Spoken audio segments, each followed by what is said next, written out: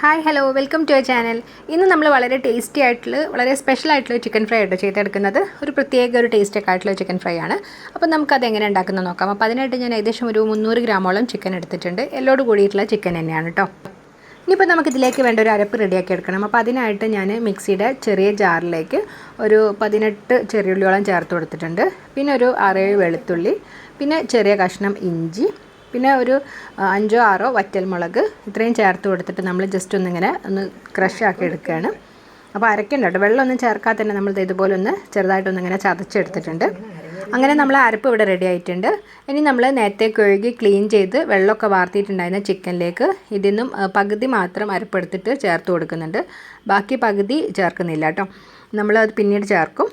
ഇനി ഇതിലേക്ക് 1/4 ടീസ്പൂൺ കുരുമുളക് പൊടി, അതുപോലെ തന്നെ 1/4 ടീസ്പൂൺ ഗരം മസാല, 1/4 ടീസ്പൂൺ മഞ്ഞൾപ്പൊടി, പിന്നെ 2 സ്പൂണോളം മുളക് പൊടി. അപ്പം ഒരുപാട് എരിവുള്ള മുളക് പൊടിയാണെന്നുണ്ടെങ്കിൽ 1 സ്പൂൺ സാധാ മുളക് പൊടിയും 1 സ്പൂണ് കാശ്മീരി ചില്ലി പൗഡറും ചേർത്ത് കൊടുക്കുക കേട്ടോ. നമ്മളിതിൽ എരിവിന് വറ്റൽമുളകും ചേർത്തിട്ടുണ്ട്, അപ്പോൾ അതുകൊണ്ട് അതിനനുസരിച്ച് നമ്മൾ മുളക് പൊടി ചേർത്ത് കൊടുക്കാം.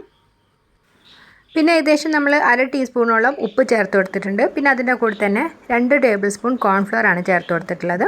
എന്നിട്ട് നമ്മളിതെല്ലാം കൂടെ നന്നായിട്ടൊന്ന് മിക്സ് ചെയ്തെടുക്കുകയാണ്. വെള്ളമൊന്നും ചേർക്കാതെ കൈകൊണ്ട് തന്നെ തിരുമ്മിയിട്ട് നന്നായിട്ടൊന്ന് മിക്സ് ചെയ്തിട്ട് ഒരു 15 മിനിറ്റോളം നമ്മളൊന്ന് അടച്ചു വെച്ചിട്ടൊന്ന് ജസ്റ്റ് ഒന്ന് മാറ്റി വെക്കാം കേട്ടോ. അത് ആ ഒരു ഉപ്പും എല്ലാം ഇതിലേക്ക് നന്നായിട്ടൊന്ന് പിടിക്കാൻ വേണ്ടിയിട്ടാണ്. ഇപ്പോൾ ഏകദേശം 20 മിനിറ്റൊക്കെ ആയിട്ടുണ്ട് കേട്ടോ. ഇനിയിപ്പോൾ നമുക്കത് ഫ്രൈ ചെയ്തെടുക്കാം. അപ്പോൾ അതിനായിട്ട് ഞാനൊരു പാൻ അടുപ്പത്ത് വെച്ചിട്ട് ഇതിലേക്ക് വെളിച്ചെണ്ണ ഒഴിച്ച് കൊടുക്കുന്നുണ്ട്.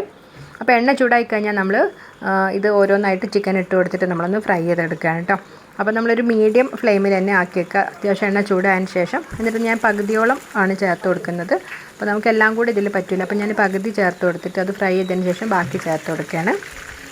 എന്നിട്ട് നമ്മൾ ഏകദേശം ഒരു 3-4 മിനിറ്റ് കഴിയുന്ന സമയത്തൊന്ന് തിരിച്ചിട്ട് കൊടുക്കുക. അങ്ങനെ നമ്മൾ തിരിച്ച് മറിച്ചിട്ടിട്ട് എല്ലാ ഭാഗത്തും ഒന്ന് മൊരിഞ്ഞതിന് ശേഷം ഒന്ന് അതിൽ നിന്ന് എണ്ണയിൽ നിന്ന് മാറ്റി കൊടുക്കാൻ കേട്ടോ. നമ്മൾ ഒരുപാട് സമയം വെച്ചിട്ട് അങ്ങനെ ഫ്രൈ ചെയ്തിട്ട്, അപ്പോൾ അങ്ങനെ ആകുന്ന സമയത്ത് ഭയങ്കര ഒരു ഉറപ്പായിരിക്കും. ഇപ്പോൾ ഇങ്ങനെ ഒരു പാകത്തിന് നമ്മൾ തിരിച്ച് മറിച്ചിട്ടിട്ട് പെട്ടെന്ന് തന്നെ എടുക്കുകയാണെന്നുണ്ടെങ്കിൽ അതിൻ്റെ അകത്തൊക്കെ നല്ല സോഫ്റ്റായിട്ട് കിട്ടുകയും ചെയ്യും, എന്നാൽ പുറമെ നല്ല ക്രിസ്പി ആയിട്ട് വരികയും ചെയ്യും കേട്ടോ. അപ്പോൾ അങ്ങനെ നമ്മൾ എല്ലാം ഇതിൽ നിന്ന് എണ്ണയിൽ നിന്നൊക്കെ മാറ്റിയിട്ടുണ്ട്. അങ്ങനെ നമ്മൾ സെക്കൻഡ് ട്രിപ്പും ഇതുപോലെ തന്നെ ഫ്രൈ ചെയ്തെടുക്കുകയാണ്. അങ്ങനെ എല്ലാം നമ്മൾ ഫ്രൈ ചെയ്തൊക്കെ എടുത്തതിന് ശേഷം നമ്മൾ ഫ്ലെയിം നന്നായിട്ട് കുറച്ച് വെച്ചിട്ട് നമ്മൾ നേരത്തെ അരപ്പ് പകുതി മാറ്റി വെച്ചിട്ടുണ്ടായിരുന്നല്ലോ, അപ്പോൾ അത് നമ്മൾ ഈ ഒരു എണ്ണയിലേക്ക് ചേർത്ത് കൊടുക്കുകയാണ്.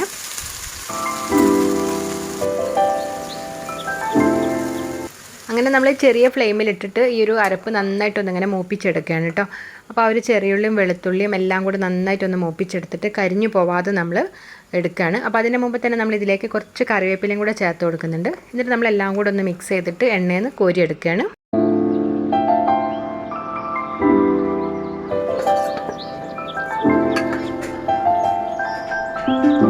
അങ്ങനെ നമ്മൾ എല്ലാ ചിക്കനും അതുപോലെ തന്നെ അതിൻ്റെ ഒരു മസാലയൊക്കെ ഒന്നിങ്ങനെ ഫ്രൈ ചെയ്തൊക്കെ എടുത്തിട്ടുണ്ട്. ഇനിയിപ്പോൾ നമുക്ക് ചൂടോടുകൂടി തന്നെ സെർവ് ചെയ്യാം കേട്ടോ. അപ്പോൾ ഞാനൊരു ബൗളിലേക്ക് ആദ്യം ഈ ഒരു ചിക്കനെ കംപ്ലീറ്റ് ആയിട്ടൊന്ന് ഇട്ട് കൊടുക്കുന്നുണ്ട്.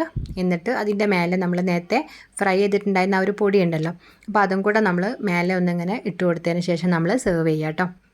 ആ ഒരു പൊടി കളയരുത് കേട്ടോ, അപ്പോൾ അതാണ് ഇതിൻ്റെ ഏറ്റവും ടേസ്റ്റ് വരുന്നത്. അപ്പോൾ നമ്മൾ ചിക്കൻ ഫ്രൈ ചെയ്തിട്ടുള്ള എണ്ണയിൽ ആ ഒരു പൊടിയൊക്കെ ഒന്നിങ്ങനെ ഫ്രൈ ചെയ്തെടുക്കുന്നതുകൊണ്ട് നല്ലൊരു ടേസ്റ്റ് തന്നെ ആയിരിക്കും. അപ്പോൾ നമുക്ക് ചോറിനും ചപ്പാത്തിക്കും അതുപോലെ തന്നെ ഫ്രൈഡ് റൈസിനൊക്കെ പറ്റിയ നല്ല അടിപൊളിയായിട്ടുള്ള കോമ്പിനേഷൻ തന്നെയാണ്. അപ്പോൾ നമ്മൾ വീട്ടിൽ എപ്പോഴും ഉണ്ടാകുന്ന ഇൻഗ്രീഡിയൻസ് വെച്ചിട്ട് നമ്മൾ സാധാരണ ചെയ്യുന്നതിന് കുറച്ച് ഡിഫറെൻ്റ് ആയിട്ടൊക്കെ ഒന്ന് ട്രൈ ചെയ്ത് നോക്കാം കേട്ടോ. അപ്പോൾ വീഡിയോ ഇഷ്ടമായിട്ടുണ്ടെങ്കിൽ നമ്മളെ ചാനൽ ഒന്ന് സബ്സ്ക്രൈബ് ചെയ്തിട്ട് സപ്പോർട്ട് ചെയ്യണേ.